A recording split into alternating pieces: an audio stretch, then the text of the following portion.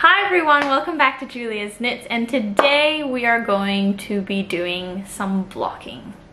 So blocking is a way to stretch and or shape your finished knitted piece, and there are different purposes to blocking. The first one would be you want to meet the required size and shape dimensions as specified in a pattern if you're following a pattern, or you just like to stretch it out because you want it a bit more longer or wider than the actual specified dimensions in the pattern. The second purpose is it actually does make quite a difference to the overall look of your knitted piece, because when the yarn is wet, it has time to mold into one another better and evenly. And then the last thing you might want to block is if you are knitting two different pieces that are both identical, like a pair of socks or a pair of gloves, and you want it to match in terms of its size.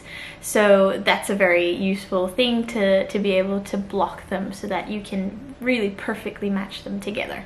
So there are three different types of blocking out there. So there's the most popular one in my opinion, which is the wet blocking, which we will be doing today. And then there is steam blocking and spray blocking. With steam blocking, you're going to be using an iron and blowing out the steam onto your fabric. With or without a protective layer on top. The spray blocking, you're really just going to use a spray bottle so that it's a bit damp but not too wet like it is in wet blocking, where we are just going to be completely soaking our knitted garment in a bucket of water. So the blocking process, I like to think of it as being divided into first wetting the garment and then drying the garment. So for the wetting process, you do need a large basin to put your soaked garments in. You need some water, you need your garment of course, and you need some wool wash. Now I use a wool wash called Soak. So this is the bottle I'll be using. For Soak it says we need 1 teaspoon, just 1 teaspoon of this in 1 gallon of cool water, and we're going to soak for 15 minutes. Follow the instructions on your yarn. They might specify that you can actually use warm or cool water. It really depends. But for most of my knits today, I will be hand washing them in cool water because the yarn that most of these are from says so. Alright, I'm going to take you through all the steps you need to do when you are doing the wetting and the drying process of your wet blocking. So to start off, fill up your basin with water. Because the yarn manufacturer that I bought the yarn from is asking for hand washing in cool water, I'm going to fill up my basin with some cool water. So today I'll be using a wool wash called Soak, and it's in this very, very nice scent called Fig. It doesn't really smell like figs, but you know, good enough.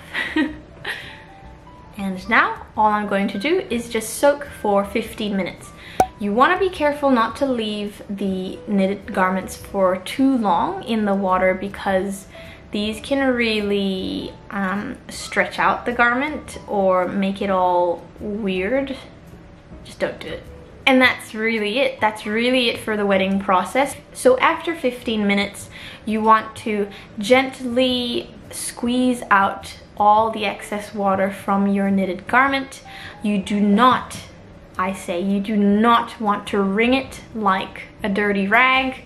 It's not a dirty rag, it's a beautiful knitted piece. So now we're going on to the drying stage of the wet blocking process. For this process, you do need your blocking mats, some T-pins. If you don't have a blocking mat, don't panic. You can just use a towel, and you might also need a tape measure if you are looking to stretch it out to a specific length. You also need some towels. Lay out your blocking mats to the correct size, of course. Gently plop your knitted garment on top of the blocking mat and start shaping.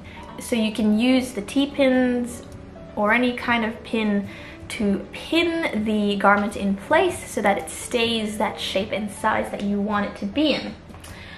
And really, once you've done that and you're happy with it, you can just let that dry until it's completely dry. And once it's dry, you can unpin it, fold it up neatly, and put it in your wardrobe so that you can enjoy wearing that knitted garment in the near future. So that's all I had for you today. It was a quick one. I hope you enjoyed the video, and thank you so much for sticking around. I will, as always, see you in the next one. Bye!